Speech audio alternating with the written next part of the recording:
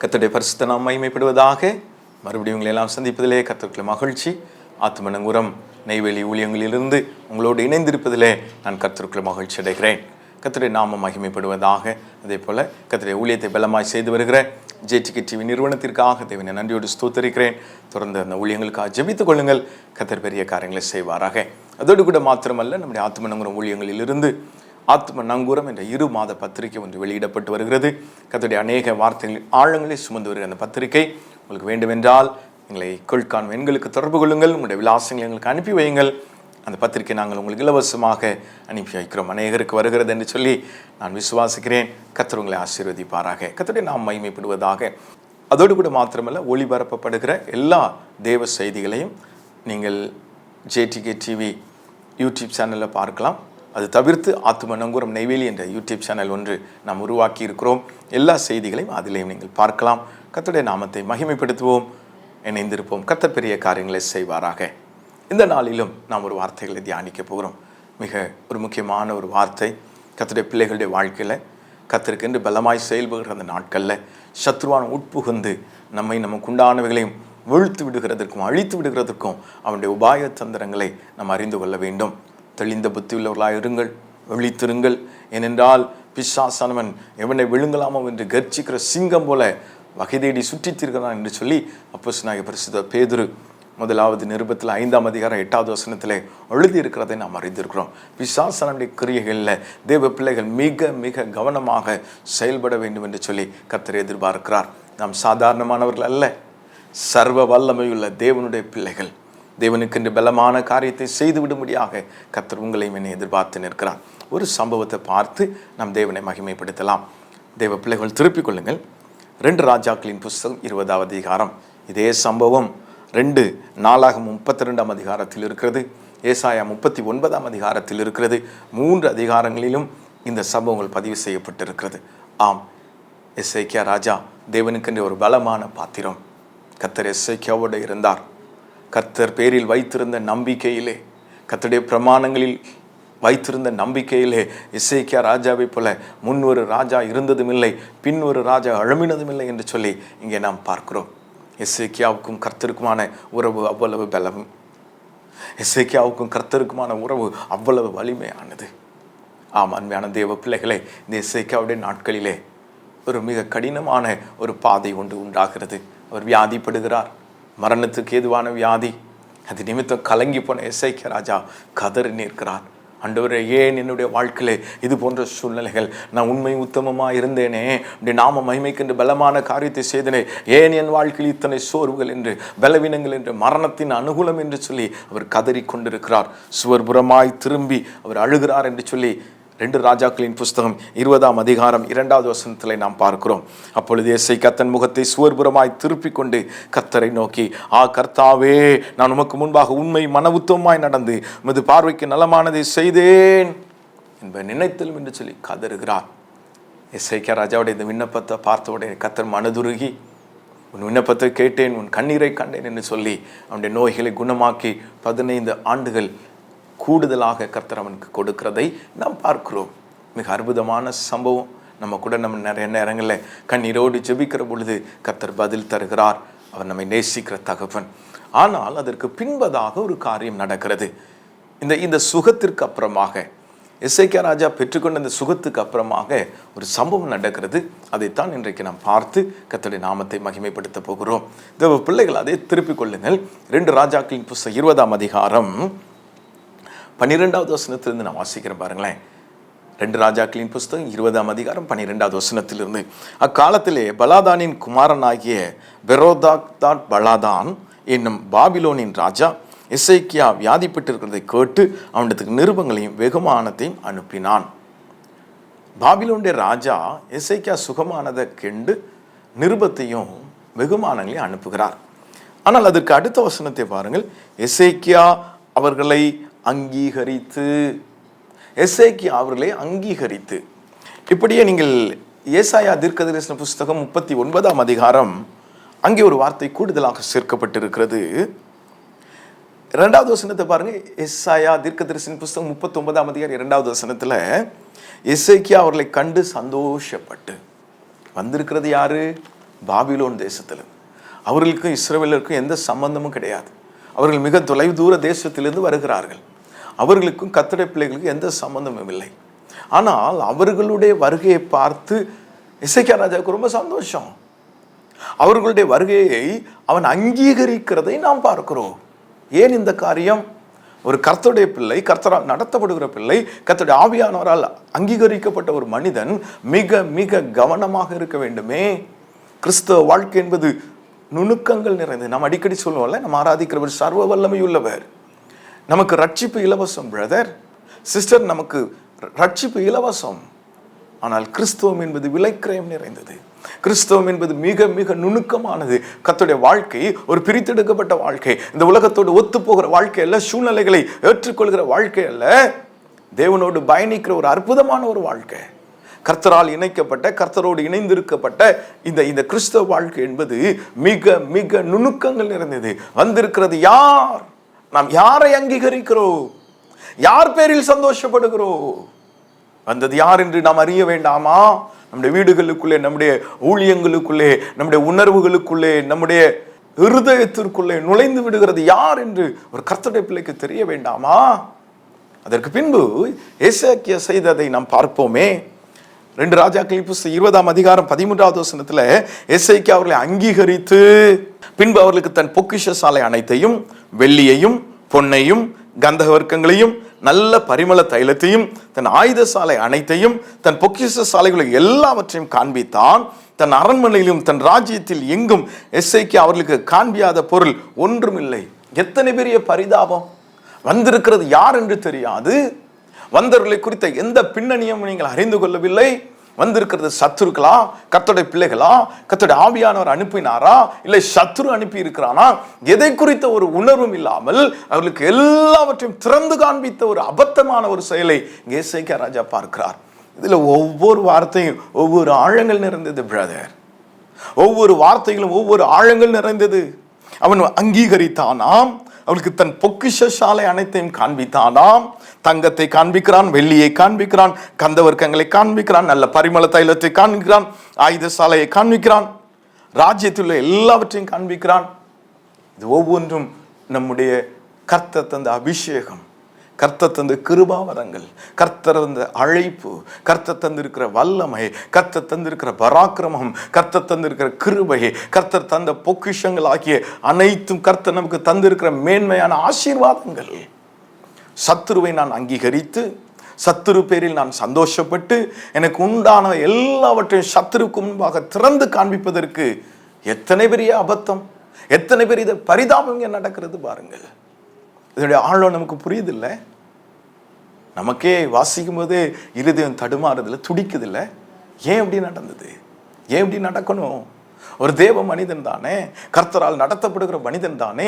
கர்த்தர் அவனோடு அநேக நேரங்கள் இடைபடுகிறார். ஆவியானவர் ஜனங்களுடைய இருதயங்களை ஏவி எழுப்புகிற பொழுது இந்த எசேக்கியாவின் நிமித்தம் தான் அந்த அசைவாடுதல் தேசம் முழுவதும் உண்டாகி இருந்ததை பார்க்கிறோம். ஆனால் வந்திருக்கிற ஒரு காரியத்தில், தன்னுடைய வாழ்க்கையில நடைபெறுகிற ஒரு காரியத்தை சற்று முன்னேறாதிருந்த இந்த எசேக்கியாவை பார்க்கிறோம். கர்த்தருடைய பிள்ளைகளா நீங்க இருக்கீங்க, ஊழியத்தில் இருக்கிறீங்க, கிறிஸ்தவ குடும்பத்தில் இருக்கிறீங்க. உங்க வீட்டுக்குள்ள வருகிறது யாரு? நீங்க பார்க்கிற சேனல் என்ன? உங்க வீடுகளில் கேட்கிற பாடல்கள் சத்தம் என்ன? உங்களோடு பயணிக்கிற நபர்கள் யார்? உங்களோடு பழகுகிறவர்கள் யார்? உங்களோடு இன்ப சுற்றுலா வருகிறவர்கள் யார்? யாரோடு நீங்கள் உங்களுடைய இன்ப சுற்றுலாவை நீங்கள் சென்று கழித்து கொண்டிருக்கிறீர்கள்? யாரோடு உங்கள் அதிக நேரம் செலவழிக்கப்படுகிறது? யார் உங்கள் கிச்சனுக்குள்ளே வராங்க? யார் உங்கள் பெட்ரூம்குள்ளே வராங்க? யார் உங்கள் பொக்கிஷ சாலையை பார்க்குறாங்க? யார் உங்கள் நகைகளை பார்க்குறாங்க? யார் உங்களுடைய பொருட்களை பார்க்குறாங்க? யார் உங்களுடைய பிள்ளைகளை குறித்து அறிந்து கொள்கிறாங்க? மிக மிக மிக கவனம் பிரதர் சிஸ்டர், கவனம். நீங்கள் வீட்டில் இருக்கிறீங்க, உங்களோட பழகுகிறவர்கள் யார்? யார் யார் உங்களுக்கு ஃபோன் பண்ணுறாங்க? யாருடைய பேரில் உங்களுக்கு சந்தோஷம் இருக்கிறது? யாரை நீங்கள் உங்கள் வீடுகளுக்குள்ளே அங்கீகரித்து வைத்திருக்கிறீர்கள்? மிக மிக கவனமான ஒரு கொள்கை. எசேக்கியா கர்த்தருடைய மனுஷங்க. எசேக்கியாவை போல தேவ மனுஷன் இந்த இஸ்ரவேல் ராஜ்யத்தில் செயல்பட்டது யாரும் இல்லை.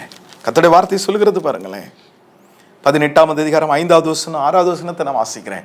2 ராஜாக்கள் 18:5-6. அவன் இஸ்ரவேலின் தேவனாகிய கர்த்தர் பேரில் வைத்த நம்பிக்கையிலே அவனுக்கு பின்னும் அவனுக்கு முன்னும் இருந்த யூதாவின் ராஜாக்கள் எல்லாம் அவனை போல் ஒருவனும் இருந்ததில்லை. அவன் கர்த்தரை விட்டு பின்வாங்காமல் அவரை சார்ந்து இருந்து மோசே கற்பித்த அவருடைய கற்பனைகளை கை கொண்டு நடந்தான். ஆகையால் கர்த்தர் அவனோடு இருந்தார். அவன் போகிற இடம் எங்கும் அவனுக்கு அனுகூலம் உண்டாயிற்று. அவன் அசீரியா ராஜாவை சேவிக்காமல் அவன் அதிகாரத்தை தள்ளிவிட்டான், பெலிஸ்தரை துரத்தினான். அநேக காரியங்களை நம்ம பார்க்கிறோம். எவ்வளவு மேன்மையான அபிஷேகம் பாருங்க, எவ்வளவு மகிமையான அனுபவங்கள் பாருங்க இந்த எசேக்கியாவுக்கு. ஆனால் வந்திருக்கிற சத்ருவை ஐடென்டிஃபை பண்ண முடியல, வந்திருக்கிற நபர் யார் என்று அறிந்து கொள்ள முடியவில்லை, வந்திருக்கிற சத்ரு எவன் என்று உணர்ந்து கொள்ள முடியாத ஒரு சூழ்நிலை. அவர்களை கண்டு சந்தோஷப்பட்டு, யாரை பார்த்து சந்தோஷம்? ஒரு தேவ மனிதனை பார்க்கும்போது தேவ மனிதனுக்கு சந்தோஷம் வரணும். ஒரு கர்த்தருடைய பிள்ளை பார்க்கும்போது கர்த்தருடைய பிள்ளைக்கு சந்தோஷம் வரணும். ஒரு ஆவியினால் நடத்தப்படுகிற ஒரு மனிதனை பார்த்து ஆவியினால் நடத்தப்படுகிற ஒரு மனிதனுக்கு சந்தோஷம் வரணும். யாரை பார்த்து சந்தோஷப்படுறீங்க எசேக்கியா? யாரை உங்கள் வீட்டுக்குள்ளே நீங்க அங்கீகரித்தீங்க எசேக்கியா? எவ்வளவு கடினம் பாருங்களேன். எல்லாத்தையும் காண்பிச்சிட்டார். நல்ல தைலம் என்றால் கர்த்தருடைய அபிஷேகம், கந்தவர்க்கம் என்றால் நம்முடைய துதியும் ஸ்தோத்திரங்களும், நம்முடைய ஆயுத சாலை என்றால் கர்த்தர் நமக்கு தந்திருக்கிற பராக்கிரமம், நம்முடைய பொக்கிய சாலை என்றால் கர்த்தர் நமக்கு வைத்திருக்கிற ஆசீர்வாதத்தின் மேன்மைகள் எல்லாமே இங்க நம்ம பார்க்கிறோம். நம்முடைய வெள்ளி, நம்முடைய தங்கம் என்றால் விலையேற பெற்ற விசுவாசம் எல்லாமே உள்ள அடங்கி இருக்குது. எல்லாவற்றையும் சத்ருவுக்கு திறந்து காண்பித்த இந்த எசேக்கியா ராஜாவை பார்க்கிறோம். இல்லை பிரதர், இல்லை சிஸ்டர், மிக கவனமா இருக்கணும், மிக மிக கவனமா இருக்கணும். கிறிஸ்தவம் என்பது மேன்மையானது, கிறிஸ்தவ வாழ்க்கை என்பது மிக மிக ஆழமானது. உங்க வீட்டுக்குள்ள யார் வரா? உங்க வீட்டுக்குள்ள யார் உங்களோட பழகிட்டு இருக்கிறா? உங்களுடைய ஆவிக்குரிய வாழ்க்கையில யாருடைய நட்பு உங்களை மேற்கொள்ளுகிறது? இதெல்லாம் பார்த்துக்கிட்டே இருந்த கர்த்தர் உடனடியாக ஏசாயா தீர்க்கதரிசியான் உடனே புறப்பட்டு போ, என் தாசனாகிய ஏசாய்க்கு இடத்தில் நீ உடனே புறப்பட்டு போ. ஏசாயா ஓடியே வராரு, ஏசாயா ஓடியே வராரு. ஏன்னா எசேக்கியா இன்னும் எல்லாவற்றையும் காண்பித்து கொண்டிருக்கிறான். வந்திருக்கிற பாபிலோனிய இடத்திலே எல்லாவற்றையும் திறந்து காண்பித்து கொண்டிருக்கிறான். உடனடியாக கர்த்தர் ஏசாயா உடனே போ உடனே போன்னு சொல்லி ஏசாயா ஓடி வருகிறா. ஏசாயா ஓடி வந்து என்ன செய்யறாரு பாருங்களேன். 14வது வசனம் பாருங்க, 2 ராஜாக்கள் 20:14. அப்பொழுது ஏசாயா தீர்க்கதரிசி எசேக்கியா ராஜாவினிடத்தில் வந்து அந்த மனுஷர் என்ன சொன்னார்கள், எங்கே இருந்து உம்மிடத்தில் வந்தார்கள், எண்ணத்தை பார்த்தார்கள். 3 கேள்வி கேட்கப்படுகிறது. ஏசாயா தீர்க்கதரிசினால 3 கேள்விகள் எசேக்கியா ராஜாவிடத்தில் கேட்கப்படுகிறது.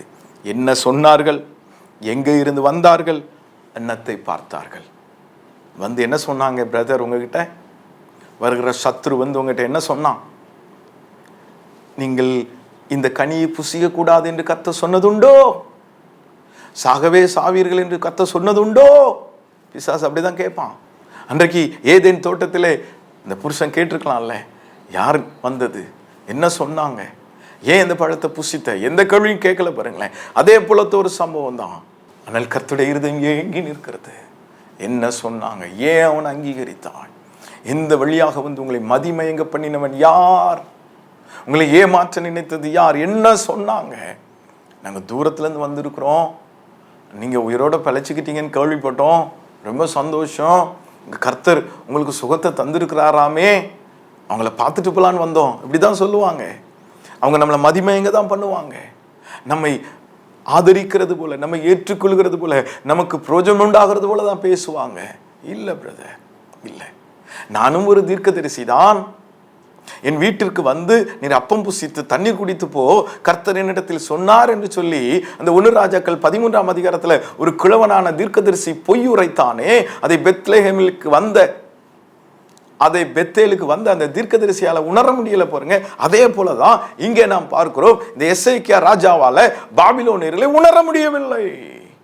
விளைவு அவர்களை அங்கீகரித்து என்ன சொன்னாங்க. முதல்ல காதுகளுக்கான கேள்வி, உங்க காதுக்குள்ள என்ன சத்தம் விழுகிறது? நோ, இயேசுவின் நாமத்துல உங்களுக்கு அனுமதி இல்லை. நீங்க நல்லா இருக்கீங்களே, ஐயோ உங்களை பார்த்தாலே எனக்கு ரொம்ப சந்தோஷமா இருக்குது, நீங்க மட்டும் எப்படி சந்தோஷமா இருக்கிறீங்க, ஐயோ ஐயோ ஐயோ பிரதர், ஐயோ சிஸ்டர், என்ன சொன்னாங்க? அந்த சொல்லில் இருக்கிற வஞ்சகத்தை நீங்கள் கண்டுபிடிக்க முடியவில்லையா? அன்றைக்கு கிபியோனியர்கள் பழம் துருத்தியையும் பழைய பூசணம் பூத்த அப்பங்களையும் பழைய பாதரட்சையும் போட்டு கொண்டு வந்து நாங்கள் தூர தேசத்திலிருந்து வந்தோம் என்று சொன்னார்களே. ஜனங்கள் வஞ்சிக்கப்பட்டதை நாம் பார்க்கிறோம், யோசுவா வஞ்சிக்கப்பட்டதை நாம் பார்க்கிறோம். என்ன சொன்னார்கள்? அநேக நேரங்கள் இந்த வார்த்தைகள் நம்மளை மதிமயங்கப்படுகிறது. அது ஏதேனில் இருந்து உண்டான சத்தம், அது ஏதேனில் இருந்து உண்டான சத்தம். புரிந்து கொள்ள மறுத்து போனேன், ஏற்றுக்கொள்ள மறுத்து போனேன். வசனத்தை பாருங்களேன். ஆதியாகமத்தின் புஸ்தகம் 3ஆம் அதிகாரம் 1 வசனத்தில், தேவனாகிய கர்த்தர் உண்டாக்கின சகல காட்டு ஜீவன்களை பார்க்கலாம் சர்ப்பமானது தந்திரமுள்ளதா இருந்தது. அது ஸ்திரீயை நோக்கி, நீங்கள் தோட்டத்தில் உள்ள சகல விருட்சங்களின் கனி புசிக்க வேண்டாம் என்று தேவன் சொன்னது உண்டோ? உண்டோ? என்ன சொன்னாங்க பாபிலோனியர்? ஏசாயா தீர்க்கதரிசி கேட்ட முதல் கேள்வி என்ன சொன்னார்கள்? எப்படி மதிமயங்கி போன ராஜா, எப்படி மதிமயங்கி அவர்களை ஏற்றுக்கொண்டாய்? இரண்டாவது ஏசாயா தீர்க்கதரிசி கேட்காங்க, எங்கே இருந்து உம்மிடத்தில் வந்தார்கள்? அதுக்கு ஆன்சர் தெரியுது. அதற்கு ஏசாய்க்கியா, பாபிலோன் என்னும் பாபிலோன் என்கிறது எப்படி வர முடியும்? பாபிலோன் என்பது அது பிசாசுகளின் கூடாரம், அது வேசிகளின் நகரம் என்று கர்த்தருடைய வார்த்தை சொல்லுகிறது. அது அசுத்தாவிகளுக்கெல்லாம் தாய் என்று வசனம் சொல்லுகிறது. பாபேலில தான் அங்கே பிசாசின் கிரியைகள் உண்டானது. பாபேலில தான் மொழிகள் தாறுமாறாக்கப்பட்டது. பாபேலில தான் பாசைகள் தாறுமாறாக்கப்பட்டு ஜனங்கள் சிதறடிக்கப்பட்டு போனார்கள். பாபேலில் இருந்து தான் பாவம் உலகத்துக்களை அதிகரிக்க துவங்கியது என்று நாம் அறிந்திருக்கிறோம். அந்த பாபேலில் இருந்து தான், அந்த கல்தேர் தேசத்தில் இருந்து தான் கர்த்தர் ஆபிரகாமை பிரித்து ஒரு பரிசுத்த ஜாதியாக வைத்து இந்த பரிசுத்த வித்தை பாதுகாத்து கொண்டிருக்கிறார். மறுபடியும் பாபிலோனில் இருந்து அவள் எப்படி வர முடியும்? எப்படி பாபிலோனில் வந்தவர்களை நீ ஏற்றுக்கொள்ள முடியும் ராஜா? எசேக்கியா ராஜாவுடைய அந்த இழப்பை பார்த்தீங்களா? வந்திருப்பது பாபிலோன். இன்னைக்கு கூட அநேக நேரம் சத்ருடைய ஆளுகையிலிருந்து ஜனங்கள் வந்து நம்மளை மதிமயக்கி விடுகிறதற்கும் நம்மளை வீழ்த்தி விடுகிறதற்கும் அவங்க ஆயத்தமாக இருக்கிறாங்க. இந்த பாபிலோனிலிருந்து ஒரு காரியம் நம் வீடுகளுக்குள்ளே கடந்து வருகிறது என்றால் கவனம். சத்ரு எப்படியாக நம்மளை வீழ்த்து விடலாம் என்று. இதே போலத்த ஒரு தேவ மனுஷன் இந்த பூமியில இல்லைன்னு சொல்லி வசனம் சொல்கிறது. அப்படியான அந்த மனிதனை வீழ்த்தி விடுவதற்கு அந்த பாபிலோனிலிருந்து புறப்பட்டு வந்த சத்துருக்களை நாம் பார்க்கிறோம். எங்கிருந்து வந்தாங்க? முதல்ல என்ன சொல்றாங்கிறதுல நமக்குள்ளே ஒரு கவனம் இருக்கணும். இரண்டாவதாக எங்க இருந்து அவங்க வந்தாங்கன்னு சொல்லி நமக்கு ஒரு கவனம் இருக்கணும். நம்முடைய சத்துருக்கள் எங்க உள்ளவங்க, அவங்களுடைய ஆர்ஜின் என்ன, அவங்களுடைய கோட்பாடுகள் என்ன, அந்த துருபதேசத்தினுடைய ஆழங்கள் என்ன, அந்த கள்ள போதனைகளுடைய பிறப்பிடம் என்ன, எல்லாவற்றையும் நம்ம அறிந்திருந்தோமானால் நாம் தப்பித்து கொள்ள முடியும். இல்லை என்றால் அவளை அங்கீகரித்து அவர்கள் பேரில் சந்தோஷப்பட்டு நம்முடைய வெள்ளியையும் பொன்னையும் பொக்கிஷசாலையும் ஆயுதசாலையும் காண்பித்து விடுவதற்கு நாம் கரம் பிடிக்க விடுவதில்லை. பிரதர், இன்னைக்கு ஆண்டவர்கிட்ட சொல்லுங்க, நிறைய நேரம் நாங்கள் இப்படி மிஸ் பண்ணியிருக்கிறோம்ப்பா. சத்துருக்களின் நிலைகளை புரிந்து கொள்ளாமல், சத்துருக்களின் ஆழங்களை புரிந்து கொள்ளாமல் அவர்களை நாங்கள் ஏற்றுக்கொண்டது உண்மைதான். அவர்கள் பேரில் சந்தோஷப்பட்டது உண்மை. யாரை பார்த்து சந்தோஷப்படுறீங்க பிரதர்? அவன் சத்துரு. அவன் நம்மளை வீழ்த்துவதற்கும் நம்மை அழித்து விடுவதற்கும் அவன் புறப்பட்டு வந்திருக்கிறான். நான் இன்னும் கொஞ்சம் டீட்டெயிலாக சொல்கிறேன் பாருங்களேன். 17ஆம் அதிகாரம் வெளிப்படுத்தின விசேஷம் 17ஆம் அதிகாரம் 5வது வசனத்தில், மேலும் ரகசியம், மகா பாபிலோன் வேசிகளுக்கும் பூமியில் உள்ள அருவருப்புகளுக்கும் தாய். அது அருவருப்புகளுக்கு தாய். அதே இது 18ஆம் அதிகாரம் 2வது வசனத்தை பாருங்க. அவன் பலத்த சத்தமிட்டு மகா பாபிலோன் விழுந்தது விழுந்தது, அது பேய்களுடைய குடியிருப்பும் சகல அசுத்தாவிகளுடைய காவல் வீடும். அதுதான் நம்ம பார்க்கிறோம். வேசித்தனமும் அங்கதான் இருக்குது, அசுத்தமும் அங்கதான் இருக்கு. அங்கிருந்து ஒரு மனிதன் வருகிறான் என்றால் அவனை எப்படி நீங்க அங்கீகரிப்பீங்க? நிறைய வீடுகளுக்குள்ள சினிமாக்கள் பலமா தொனித்து கொண்டு இருக்குது இல்ல? சினிமா பாடல்கள் என்ன, சிரிப்பொழிகள் என்ன, இதுல என்ன பிரதர் இருக்குது? காமெடி தானே பார்க்கிறோம். ஓகே, எங்கிருந்து வருகிறது? எங்கிருந்து வருது? பாபிலோனிலிருந்து வருகிற எதுவும் நமக்கு சந்தோஷமா தான் தெரியும். எசேக்கியா அவைகளை கண்டு சந்தோஷப்பட்டு, எசேக்கியா அவர்களை அங்கீகரித்து, இல்ல பிரதர், அது வேசிகளின் தாய், அது அசுத்தாவிகளின் காவல் வீடு என்று சொல்லி பாபிலோனை குறித்து எழுதப்பட்டிருக்கு. இன்னைக்கு நம்ம ஒரு முடிவுக்குள்ள வந்துடணும். எங்க வீட்டுக்குள்ள யார் வருகிறார்கள்? எங்க வீட்டுக்குள்ள யார் வந்தா நாங்க சந்தோஷமா இருக்கிறோம்? எங்க வீட்டுக்குள்ள யாரெல்லாம் அங்கீகரிச்சு வச்சிருக்கிறோம்? யாரிடத்தில் எங்களுடைய பொக்கிஷசாலையும் யாரிடத்தில் எங்களுடைய ஆயுதசாலையும் நாங்கள் காண்பித்து வைத்திருக்கிறோம்? இல்லை பிரதர், இன்னைக்கு நம்ம கவனமா இருக்கணும். கிறிஸ்தவ வாழ்க்கை என்பது மறுபடியும் நான் சொல்றேன், ஆழங்கள் நிறைந்தது, நுணுக்கங்கள் நிறைந்தது. மூன்றாவதாக ஏசாயா தீர்க்கதரிசி கேட்கிறார், எண்ணத்தை பார்த்தார்கள். எல்லாத்தையும் பார்த்துட்டாங்க. நான் காண்பியாத பொருள் ஒன்றுமில்லை. அவர் சொல்றாரு பாருங்க, 20ஆம் அதிகாரம் 15வது வசனம், 2 ராஜாக்கள்ல, அப்பொழுது அவன் உம்முடைய வீட்டில் என்னத்தை பார்த்தார்கள் என்று கேட்டான். அதற்கு எசேக்கியா, என் வீட்டில் எல்லாவற்றையும் பார்த்தார்கள், என் பொக்கிஷங்களில் நான் அவர்களுக்கு காண்பியாத பொருள் ஒன்றுமில்லை என்றான். எத்தனை அபத்தம் பாருங்க. என்ன சொன்னாங்க, எங்கேருந்து வந்தாங்க, என்னத்தை பார்த்தாங்க? 3 கேள்விகள் இன்னைக்கு உங்களுக்கு முன்பதாக வைக்கப்படுகிறது. 3 கேள்விக்கும் தவறான பதில்கள் தான் இங்கே இருக்கிறது. கர்த்தருடைய கோபம் அந்த இடத்திலே பற்றி எரிகிறது. கர்த்தர் சொல்லுகிறார் பாருங்களேன், அப்பொழுது எசேக்கியாவை நோக்கி கர்த்தருடைய வார்த்தையை கேளும். இதோ நாட்கள் வரும், அப்பொழுது உமது வீட்டில் உள்ளதிலும் உமது பிதாக்கள் இந்நாள் வரைக்கும் சேர்த்ததிலும் ஒன்று மீதியாக வைக்கப்படாமல் எல்லாம் பாபிலோனுக்கு கொண்டு போகப்படும். நீர் பெறப்போகிற உடைய சந்தானமாகிய உடைய குமாரர்களிலும் சிலர் பாபிலோன் ராஜாவின் அரமனை வேலைக்காரராய் இருப்பார்கள் என்று கர்த்தர் சொல்லுகிறார் என்றான். இவ்வளவு கடினமான வார்த்தை பார்த்தீங்களா? சத்துருக்களுக்கு முன்பதாக நாம் சந்தோஷப்பட்டோமானால், சத்துருக்களை நாம் அங்கீகரித்தோமானால், நாம் இல்லை நம்முடைய சந்ததிகள் சத்துருடத்தில் இருப்பார்கள் என்று சொல்லி கர்த்தருடைய வார்த்தை சொல்கிறது. நம்ம இன்னைக்கு எதனால செஞ்சுட்டு போயிடலாம் பிரதர், நம்ம இஷ்டத்துக்கு வாழ்ந்துடலாம். ஆனால் நம்முடைய சந்ததிகள், நம்முடைய பிள்ளைகள், நம்முடைய பேர பிள்ளைகள் இந்த சாபங்களுக்குள்ளே கடந்து வருவார்கள். சத்துருவை வீட்டுக்குள்ளே அங்கீகரிக்காதீங்க. சத்துரு வீட்டுக்குள்ளே வரும்போது சந்தோஷப்படாதீங்க. எங்கேருந்து வந்திருக்கிறாங்க, அவங்களுடைய பின்னணியம் என்ன, அவங்களுடைய சூழ்நிலைகள் என்ன, அவங்களுடைய தெய்வத்தின் காரியங்கள் என்ன, எல்லாவற்றையும் நம்ம ஆராய்ந்து அறிகிறணும். அவங்க யாரால் அனுப்பப்பட்டு இருக்கிறாங்க, இந்த சூழ்நிலைக்குள்ளே வீட்டுக்குள்ளே வந்தாங்க, அவங்க நம்மளை மேற்கொள்கிறாங்களா, நம்முடைய டெசிஷன் மேக்கிங்கில் அவங்க தலையீடு இருக்குதா, நம்முடைய டெசிஷன் மேக்கிங்கில் அவங்களுடைய ஆளுகை இருக்குதா? கர்த்தருடைய பிள்ளைகள் மிக கவனமாக கவனித்து ஆராய வேண்டிய 3 கேள்விகள். என்ன சொன்னார்கள், எங்கிருந்து வந்தார்கள், என்னத்தை பார்த்தார்கள். அது நிமித்தம் கர்த்தருடைய சாபம் கடந்து வருகிறது. ஐயா, உன் சந்தானத்திலே, உன் சந்ததிகளிலே அதே பாபிலோன் அரமனையிலே வேலைக்காரர்கள் இருப்பார்கள். இன்னைக்கு இப்படி ஒரு கேள்வி வருதில்லை. அப்போ எசேக்கியா ராஜா என்ன பண்ணியிருக்கணும் பாருங்களேன். ஐயோ கர்த்தாவே, நான் தவறு செய்து விட்டேன், மன்னிங்கன்னு சொல்லி தேவனுடைய சமூகத்தில் விழுந்து அழுது மன்னிப்பை பெற்றுக்கொள்ள வேண்டிய ராஜா மிகப்பெரிய ஒரு தவறை செய்து விட்டார். தயவுசெய்து இன்னைக்கு அந்த தவறை பண்ணிடாதீங்க. இந்த செய்தி அநேக குடும்பங்களுக்குள்ளே இன்னைக்கு எச்சரிக்கையாக வருகிறது என்று சொல்லி நான் விசுவாசிக்கிறேன். நான் இந்த கோணத்தில் இதை நான் ஆயத்தம் பண்ணவும் இல்லை, இந்த கோணத்தில் பேசுகிறதற்கு நான் உட்காரவும் இல்லை. ஆனால் கர்த்தர் வேறு ஆழங்களுக்குள்ளே நம்மை நடத்துகிறார். இது எச்சரிக்கை செய்தியாக. உங்கள் வீட்டுக்குள்ளே யார் வாரா, உங்களுடைய டெசிஷன் மேக்கிங்கில் யார் வரா, இப்படி ஒரு செய்தி வந்தும் அதை கவனியாதை போன இந்த எசேக்கியாவை பார்க்கிறோம். என்ன பதில் சொல்றார் பாருங்களேன். அதற்கு 19ஆம் வசனத்தை பாருங்க. அப்பொழுது எசேக்கியா ஏசாயாவை நோக்கி, நீர் சொன்ன கர்த்தருடைய வார்த்தை நல்லதான். எது நல்லது? உன் பிள்ளைங்கள்லாம் நாசமா போயிடுவாங்க, உன் பேர பிள்ளைங்கள்லாம் அடிமையா போயிடுவாங்கன்னு சொன்னது நல்ல வார்த்தையா? நல்ல வார்த்தையா எசேக்கியா ராஜா? ஐயோ, என் குடும்பத்தை பற்றி, என் சந்ததியை பற்றி கர்த்தர் இத்தனை அதிகமாக கோபப்படுகிறாரே என்று சொல்லி கதற வேண்டிய இந்த எசேக்கியா ராஜா என்ன சொல்றாரு பாருங்களேன். அப்பொழுது எசேக்கியா ஏசாயாவை நோக்கி, நீர் சொன்ன கர்த்தருடைய வார்த்தை நல்லதுதான் என்று சொல்லி என் நாட்களிலேயாவது சமாதானம் உண்மையுமா இருக்குமே என்றான். அப்படியா பிரதர், சிஸ்டர்? அப்படியா? உங்க வாழ்க்கை சந்தோஷம் சமாதானமா போனா நம்முடைய பிள்ளைகள், நம்முடைய சந்ததிகள் அழுது ஆண்டவரே, நான் உண்மையா இருந்தேனே, நான் நன்மை செய்தேனே, ஏன் எனக்கு இந்த மரணம் என்று சுவர்புறமாய் திரும்பி கதறி கொண்டிருந்த இந்த எசேக்கியா ராஜா இன்னைக்கு பிள்ளைங்க வீணா போயிடுவாங்க, உங்க பேர பிள்ளைங்க அடிமையா போயிடுவாங்கன்னு சொன்னா நல்லதுதான் சொல்றாரு. எந்த அளவுக்கு இந்த எசேக்கியா ராஜாவுடைய நிலை மாறி போயிருந்தது. ஒரே ஒரு காரணம் என்ன தெரியுமா? அதையும் கர்த்தருடைய ஆவியானவர் எழுதி வச்சிருக்கிறாங்க. 2 நாளாகமத்தின் புஸ்தகம் 32ஆம் அதிகாரம் 26வது வசனத்தை பாருங்க.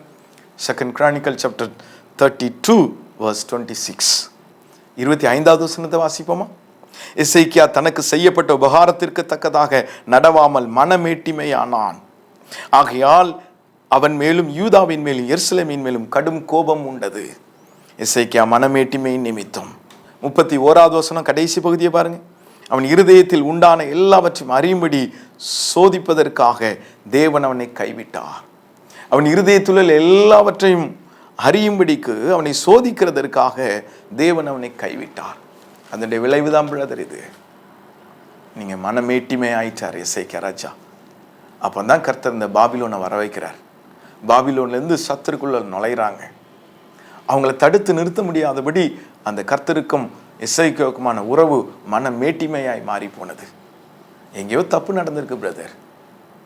இல்லை என்றால் இப்படிப்பட்ட ஒரு அபத்தமான காரியம் இந்த எசேக்கியா ராஜாவுடைய வாழ்க்கையில வந்திருக்காது. கர்த்தர் எவ்வளோ நன்மை செஞ்சாங்க, எவ்வளோ கிருபை தந்தாங்க, எவ்வளோ அற்புதங்களை செஞ்சு ஆசீர்வதித்து வைத்திருக்கிற நேரத்தில் தானே எசேக்கியா ராஜாவுடைய இருதயம் மனமேட்டிமை அடைகிறது. இந்த மனமேட்டிமை நிமித்தம் கர்த்தர் பாபிலோனியர்களை வரவிடுகிறார். அந்த பாபிலோனியர்களை புரிந்து கொள்ளாமல், அந்த பாபிலோனை குறித்து எந்த ஒரு நகர்வையும் இவர் ஆழமாய் யோசித்து விடாமல் எல்லாவற்றையும் திறந்து காண்பிக்கிறதை பார்க்கிறோம். அதற்கு பின்பு கர்த்தருடைய எச்சரிப்பின் சத்தம் வந்த போதும் அதை குறித்து சற்றேனும் கவலைப்படாமல், என் நாட்கள்லையாவது நான் நல்லா இருப்பேன்னு சொல்லிட்டு கடந்து போன இந்த எசேக்கியா ராஜாவை பார்க்குறோம். எவ்வளோ கடினமான காரியங்கள் பார்த்தீங்களா? ஒரு சின்ன செய்தி தான், அநேக நேரம் அது நம்முடைய சந்ததிகளை அடிமைகள் ஆக்கிவிடும். நம்முடைய அந்த சாபம் நம்முடைய சந்ததிகளுக்குள்ளே கடந்து போய்விடும். இல்லை பிரதர், நீங்கள் ஊழியத்தில் இருக்கிறீங்களா? சிஸ்டர், நீங்கள் ஊழியத்தில் இருக்கிறீங்களா? இல்லை நீங்கள் குடும்பங்களில் இருப்பீங்க. இன்னைக்கு ஆண்டவர்கிட்ட சொல்லுங்கள், ஒரு நாளும் எங்களுடைய இருதயம் மனமேட்டிமையாகிவிடக்கூடாது.